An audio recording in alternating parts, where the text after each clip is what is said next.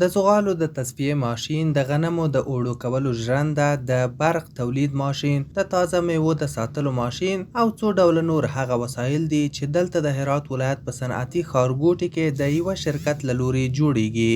د دغه شرکت د مسؤلینو په خبره جوړ شوي وسایل د هرات د ټولنې د اړتیا وړ توکي دي چې په ډیره کچه ګټه ترې اخیستل کیږي. د شرکت مسؤلین زیاتوي چې د بهرنیو مشابه توکو پرتله یې کیفیت 100 سلنه لوړ دی. تصفیه دود، توربینای برق، بندهای آبی کوچک، سیابای سولری که به خریجات گندم و برای مردم آرد میکنه، علف خودکنایی که برای فرمای گوداری یا فرمایشی استفاده میشه، سیاب میکسرهایی که برای فرمای مرغداری دونر آماده میکنه که پشت سر ما گذاشتیه. دیگه میوه خشکون برای میوه خشکونایی که آفتابی کار میکنه، میوه باغدار خوش میکنه. همینا رو اختراع کردیم. حدودی که داخل تنفس و شش مردم ما میرفتن او جمع‌آوری میشه، بعداً فروخته میشه. حدود په دغه کارخونه کې څه باندې 200 کسان په مستقیمه او غیر مستقیمه توګه په کار کولو بوخت دي. هدف ما هدف به خدمت بر وطن است و به افرادی که بیکار باشه شامل کار شود.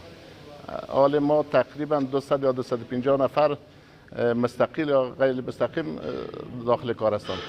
په دغه کارخونه کې بوخت کسان خوښ دي چې د کار زمینه ورته د هیواد دننه برابره شوې ده او اړ نه دي چې د هیواد څخه بهر په سختو شرایطو کې کار وکړي. همین کاروبار هست خدا را شکر. همین صبح میریم غروب برمیگردیم سمت خونه. الحمدلله نیاز به کشور خارج نیستیم، خدا را شکر به دعای شما. همین که الحمدلله هست او ما خوب میرسه به دعای شما. الحمدلله سرکار هست همیشه.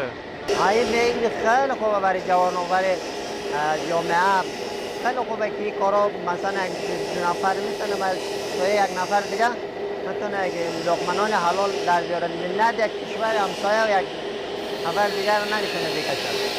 د یادونې وړ ده چې د هرات په صنعتي ښارګوټي کې څه باندې 800 کارخونې فعالیت کوي چې په زرګونه خلک پکې په کار کولو بوخت دي.